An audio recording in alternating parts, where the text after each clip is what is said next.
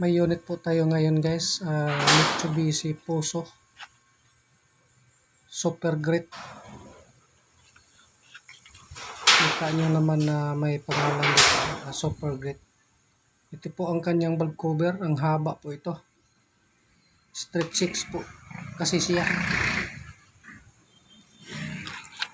Ang problema lang nito ay naghalo po yung diesel doon sa engine oil.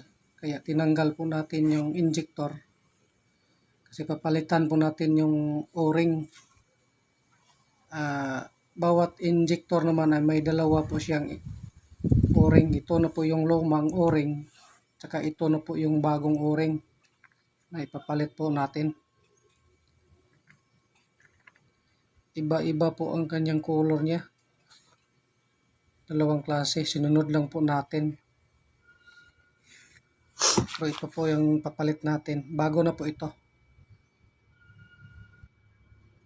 Ito yung injector. Ano lang kasi siya. Nakikita nyo naman na may nakalagay yun sa nozzle tip. Hindi ito pinapakalibrate.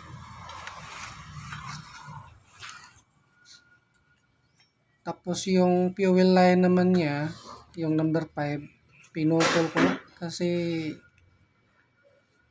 sumabay po yung yung sa bandang may injector na supply. Hindi ko malagyan ng hangin na kay hangin ha. Kasi Kanilang linya may hanginan ko. Linya. Kung bagong ipalit. Kaya nga pinutol ko na lang at saka pinalitan ko na lang ng surplus. O hindi na ito pwedeng ibalik ito. Kita nyo naman na hindi na siya mapasok ng maayos. Kasi itong surplus naman ito gumagalaw pa po siya. Siguro na-display na po yung luma. Kaya na lang pinutol ko. Ito na yung surplus na kapalit ko.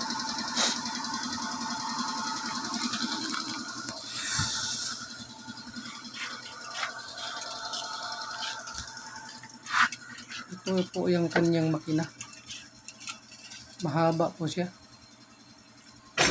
May kasama po tayo dito na naglinis-linis sa butas ng cylinder head, yung lalagyan ng injector, para wala namang problema. Kailangan lilinisin natin ng maayos.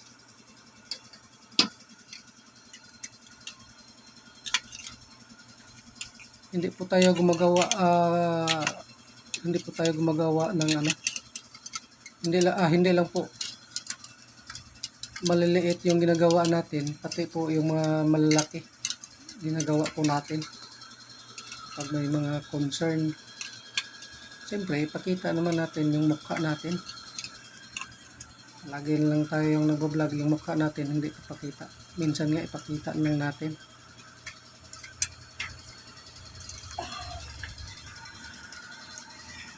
Ang haba naman ito.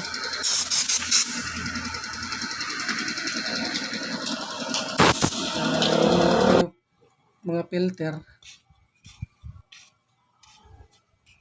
i-drain na lang, hindi ko na lang pinapalitan kasi bago pa daw. Yung langis lang yung pinapalitan. Ito na po yung injector, napalitan na po ng o-ring. Dalawang o-ring po siya.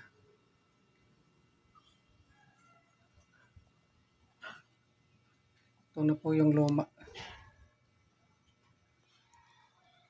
Yung injector naman nito, yung return nga kasi yung nagka-problema.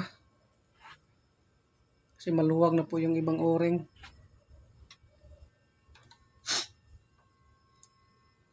Saka yung tinuro-turo ko naman ito, yung fittings niya. Kasi pinalik test ko na lang po sa sa may calibration kung wala pang leak.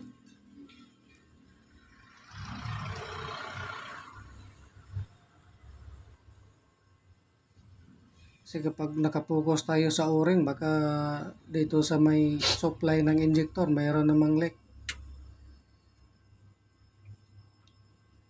Tapos ni-return ko naman dito kasi yung history naman ito ng truck nito ay Kaya ito gasket maker. galing po pinapakalibrate.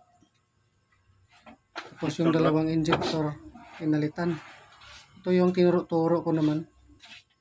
Pinalik test ko pagkatapos ni-retro ko naman ng maayos.